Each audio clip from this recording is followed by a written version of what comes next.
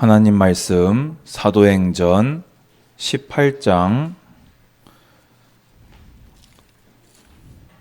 9절, 10절, 2절 보겠습니다. 신약 성경 219페이지 사도행전 18장 9절에서 10절입니다.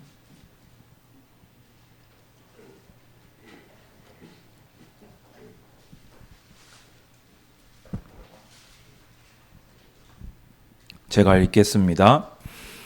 밤에 주께서 환상 가운데 바울에게 말씀하시되 두려워하지 말며 침묵하지 말고 말하라.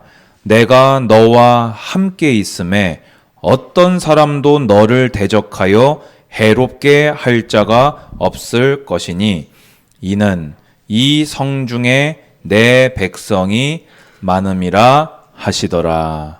아멘.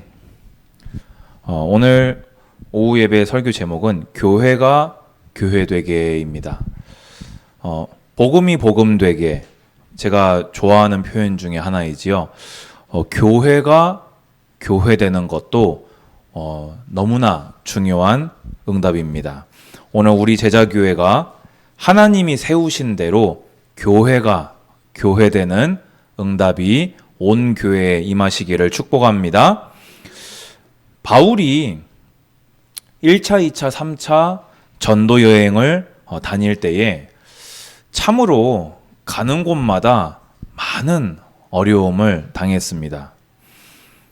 그 가운데 바울도 사람인지라 이렇게 낙심되고 이렇게 두렵고 떨리는 그런 순간들이 덜어 있었습니다. 오늘 오후 예배 설교는 오전 예배를 전제로 해서 들으셔야 됩니다. 제가 분명히 목사님이 이 말씀을 전하실 것 같아서 분명히 제자교회 오직 성경 하실 것이기 때문에 저는 거기에 이어서 말씀을 미리 준비를 했습니다. 오직 성경하고 가는 그 길에 기쁜 일만 있느냐? 목사님도 지난 한 주간 많은 고뇌가 있었다고 말씀을 하셨지요. 바울도 그 고뇌가 있었고 사도행전만 보면은 바울이 낙심했다는 흔적을 찾아볼 수가 없지만 각 교회로 보냈던 서신서를 보게 되면은 바울이 심각하게 낙심했던 순간들이 분명히 있음을 성경은 기록하고 있습니다. 그렇다면 바울도 그러했고 우리 담임 목사님도 어제 그런 순간도 있으셨다면 우리들은 말할 것도 없이 이 성경을 따라서 성경이 말하는 삶을 살아갈 때에 많은 어려움들을 우리는 당면하게 될 것입니다. 그때마다 하나님께서는 바울에게 나타나셔서 새 힘을 주셨고 새로운 나아가야 할 비전을 바울에게 보이셨습니다. 오늘 바울에게 역사하심을 성경을 통해서 보시면서 제자교회를 향하신 하나님의 계획을 발견하시고 바울에게 주신 그 새 힘을 오늘 우리 제자교회 모든 성도들이 공급받고 돌아가는 예배가 되기를 주님의 이름으로 축복합니다.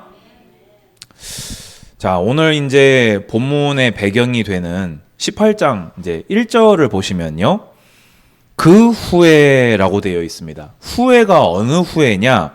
바울이 아덴을 떠난 후에입니다.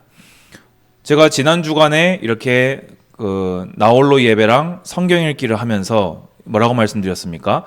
아덴 전도는 실패입니까? 실패가 아닙니까? 실패는 아닙니다. 근데 하지만 바울 개인으로 봤을 때, 그러니까 하나님은 아덴에 작정하신 자가 있었기 때문에 이 바울을 통해서 작정된 자들을 건지셨지만 바울 개인은 자기 힘으로 자기의 배움대로 성경이 아닌 헬라 철학을 인용하면서 복음을 전하다가 그 한계를 정말 절실하게 맛본 거예요. 그렇게 하고 나서 이렇게 고린도로 들어오게 된 것입니다. 18장 6절을 보면요. 그들이 대적하여 비방하거늘 되어 있습니다. 그렇게 이제 아덴에서 철저한 어떤 한 인생으로서 한계를 맛보고 고린도로 들어왔는데 처음에 선교 자금도 여의치가 않아서 막 천막자는 일을 하면서 막 선교 사업을 막 그래도 해나갔어요. 그런데 그럼에도 불구하고 바울이 돌려받은 것은 무엇이었습니까? 뭐라고 되어 있습니까? 대적하고 비방하는 일이 오히려 바울을 기다리고 있었습니다. 이때에 우리 고린도전서 제가 이번 이제 수요 예배 때도 지난 수요 예배 때도 이 말씀을 전했었지요. 고린도전서 2장 3절 말씀 보면요. 사도행전에는 나타나 있지 않는 바울의 낙심된 마음이 아주 절실하게 기록되어 있습니다. 내가 너희 가운데 거할 때에, 그러니까 고린도 교회에 들어왔을 때 약하고 두려워하고 심히 떨었노라 되어 있습니다. 여러분, 우리가 성경을 따라서 성경이 말하는 그대로 예수를 믿고 성경이 말하는 대로 예수를 우리가 연구하고 배우고 성경이 말하는 대로 예수를 증언하려 하는 그 길에 바울처럼 약해지고 두려움이 엄습하고 심히 떠는 그런 순간들이 우리를 찾아올 수 있습니다. 그때에 하나님은 바울에게 어떻게 역사하셨습니까? 그게 오늘 본문이지요. 9절 10절에 밤에 주께서 환상 가운데 바울에게 말씀하시되 두려워하지 말며 침묵하지 말고 말하라. 아멘.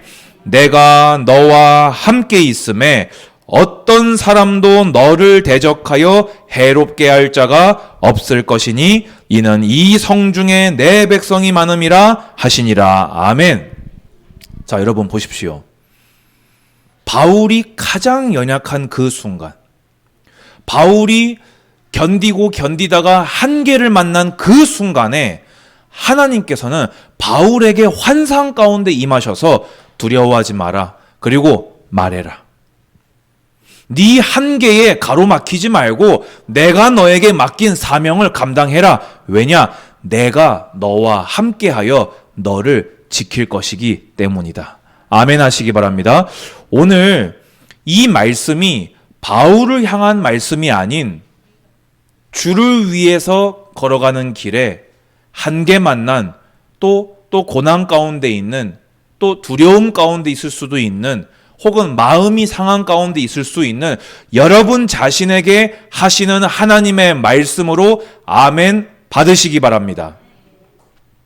또 바울은 우리 21장 넘어가 볼까요? 이제 바울은 3차 전도 여행을 이제 마무리하면서 각 성에서 성령의 은사를 받은 사람들이 돌아가면서 바울에게 말했습니다. 바울, 당신이 예루살렘에 가면 결박당하고 이방인에게 넘겨질 거다. 이 말을 계속 들은 거예요. 그런데 그것이 하나님의 뜻인 줄 알았기 때문에 바울은 그럼에도 불구하고 내가 잡히는 것뿐만이 아니라 주를 위해서 죽을 것까지도 각오하였다 하면서 예루살렘에 들어오게 됩니다. 아니나 다를까 28절 29절 보실까요? 사도행전 21장입니다. 외치되 이스라엘 사람들아 도우라. 이 사람은 각처에서 우리 백성과 율법과 이곳을 비방하여 모든 사람을 가르치는 그 자인데 또 헬라인을 데리고 성전에 들어가서 이 거룩한 곳을 더럽혔다 하니 이는 그들이 전에 에베소 사람 드로비모가 바울과 함께 시내에 있음을 보고 바울이 그를 성전에 데리고 들어간 줄로 생각하미로라. 그러니까 쉽게 얘기해서 바울이 이 복음 전하면서 자유의 복음, 율법으로부터 죄로부터 자유하는 복음을 전파할 때에 마음에 안 든 거예요. 그런데 뭐라고 누명을 씌웠다고요? 이방인 성도와 함께 시내에 있었는데 그 시내에 있던 이방인을 보고는 바울이 이방인과 함께 성전에 들어가서 성전을 더럽혔다 하고 누명을 씌워가지고는 때려서 그 자리에서 죽이려고 했습니다. 근데 때려서 죽이려고 하다가 로마의 천부장이 들이닥쳐가지고는 얼른 이렇게 바울을 구해내게 되지요. 그러니까 예루살렘에 와서도 여러분 생각해보세요. 여러분들이 복음 전하다가 누명 뒤집어 쓰고 거의 죽을 만큼 맞았다고 한번 생각해 보십시오. 저는 살면서 바깥에서 누군가한테 맞아본 적이 없는데 여러분 말 그대로 죽을 만큼 맞았다고 생각해 보세요. 다른 것도 아니고 복음 전하다가 예수가 그리스도라고 얘기한 것 때문에, 성경의 핵심이 예수라는 것 때문에 죽기 직전까지 맞다가 간신히 살아남았다고 한번 생각해 보세요. 바울의 상태가 그 상태인 거지요. 또 그래서 이제 22장에서 이제 천부장한테 이 얘기를 해가지고는 변명의 기회를, 이제 소명의 기회를 얻습니다. 그래가지고는 1절에서 21절까지 하나님이 자기를 다메섹 도상에서 불러내시고 자기를 부르셔서 하나님의 종으로 삼으시고, 그리고 예루살렘으로 왔을 때 이방을 향한 사도로 나가라 하셨다라고까지밖에 얘기를 안 했는데 사람들의 반응이 어땠습니까? 22절 보세요. 22장 22절입니다. 이 말하는 것까지 그들이 듣다가 소리질러 이르되 이러한 자는 세상에서 없애버리자 살려둘 자가 아니라 하여. 만약에 한 명만 나한테 이렇게 얘기를 해도 우리 마음이 떨릴 거예요. 그런데 지금 애워싸고 있는 수많은 군중들이 저거는 살려둘 자가 아니다, 반드시 때려 죽여야 된다, 이렇게 얘기한다고 생각해 보세요. 여러분 마음이 어떠하겠습니까? 그래가지고는 이제 다음 날에 이제 정식으로 이제 산헤드린 공회에 서게 된 거예요. 공회에 서서 이제 바울이 또 얘기합니다. 내가 지금 이 자리에 쓴 것은 저 나에게 누명을 뒤집어 씌운 사람들처럼 내가 죄를 지어서 잡혀온 것이 아니라 예수와 부활을 증언하다. 여러분, 복음의 핵심이 뭡니까? 십자가와 부활이잖아요. 복음의 핵심인 예수와 부활을 증언하다가 내가 이런 일을 당하였다라고 하니까 어떻게 됐습니까? 또 10절 보면은 큰 분쟁이 생기니 천부장은 바울이 그들에게 찢겨질까 하여 군인을 명하여 내려가 무리 가운데서 빼앗아 가지고 영내로 들어가라 하니라 되어 있습니다. 여러분, 이러면요, 그러니까 우리가 그냥 글로 읽고 지나가면요, 이게 참 남 얘기고 참 쉬워요. 근데 여러분이 지금 당장 이 바울이라고 생각해 보십시오. 밤에 잠이 오겠습니까? 여러분, 복음 전파하는 그 사명에 대해서 무슨 생각이 들겠습니까? 내가 딴 것도 안 하고 예수와 부활 증거했는데 예수 부활 얘기했더니 나를 찢어 죽이려고 해요, 이제는. 그런데 하나님은 그때 어떻게 역사하셨습니까? 자, 11절 보십시오. 23장 11절입니다. 그날 밤에 주께서 바울 곁에 서서 이르시되 담대하라, 내가 예루살렘에서 나의 일을 증언한 것 같이 로마에서도 증언하여야 하리라 하시니라. 아멘. 하나님은 바울더러 담대하라 하면서 또 새 힘을 주셔가지고는 아예 예루살렘 정도가 아니라 로마까지 가게 될 것이다 하고 이 미래를, 비전을 바울에게 보여주셨습니다. 자, 그러면 오늘 말씀을 정리합니다. 하나님은 왜 바울에게 이렇게 하신 걸까요? 첫 번째로, 당연히 바울도 택한 백성이잖아요. 당신께서 직접 지명하여 선택하신 당신의 종이거든요. 하나님은 피로 값주고 산 자녀를 당신이 택하여 사용하실 종을 반드시 사랑하시고 지키시고 인도하시는 줄로 믿으시고 아멘 하시기 바랍니다. 여러분, 제가 지난주에 말씀드렸잖아요. 믿음은 전천후라니까요. 저는 이 바울이 1차, 2차, 3차, 특히 3차 전도여행 보면서요, 진짜 전천후다. 좋든 나쁘든 있든 없든 쉽든 어렵든 상관이 없어요. 왜냐? 믿으니까. 여러분, 지금 쉬우십니까? 아니면 어려우십니까? 있으십니까? 없으십니까? 사람들이 알아주십니까? 욕하고 비방하십니까? 상관이 있습니까? 없습니까? 예수님은 그리스도이십니다. 이 변하지 않는 진리가 우리로 하여금 전천후가 되게 할 것입니다. 아멘. 자, 그런데 중요한 게 있습니다. 하나님이 바울에게 힘을 주신 본질적인 이유가 있어요. 고린도에서 바울이 가장 낙심되었을 때 나타나셔서 끝에 뭐라고 하셨지요? 이 성중에 내 백성이 많음이라. 예루살렘에서 잡혀있는 바울을 아직 로마 도착도 안 했는데 왜 독려하셔가지고, 생각해보세요. 바울이 만약에 이때 이 말씀을 못 들었다면 무죄 방면될 수 있었잖아요. 근데 바울이 황제에게 직접 재판받겠다고 상소했다가 로마까지 가는 거 아닙니까? 만약에 하나님이 이 말씀을 안 하셨으면 바울이 풀려났을 때 그냥 풀려졌을 수도 있어요. 근데 하나님 왜 이 말씀하셨지요? 로마에 이 복음을 받기로 작정된 자들이 있었기 때문입니다. 사도는 하나님의 양떼를 위해 부름을 받은 자이고 그 일을 감당하는 것이 사명입니다. 교회는, 안양 땅에 이 교회가 세워진 것은 복음을 수호하고 복음을 전파하기 위함입니다. 그래서 제가 오늘 아까 이 설교를 시작하면서 오전 설교를 전제로 하고 이 말씀을 들어야 된다는 것입니다. 복음이 수호되는 것 중에 수호되는 것이 무엇입니까? 성도가, 목사가 성경대로 믿는 것입니다. 복음이 전파되는 것 중에 전파되는 것이 무엇입니까? 내가 깨달은 대로, 사람에게 들은 대로가 아닌 성경대로 복음이 전파되는 것이 가장 복음이 전파되는 것입니다. 그러면 결론입니다. 교회가 언제 교회 되어집니까? 좀 전에 말씀드렸지요. 교회는 복음을 수호할 수 있어야 돼요. 바울이 서신 썼을 때 뭘 가장 걱정했다고 했지요? 복음에서, 성경에서 벗어나는 것.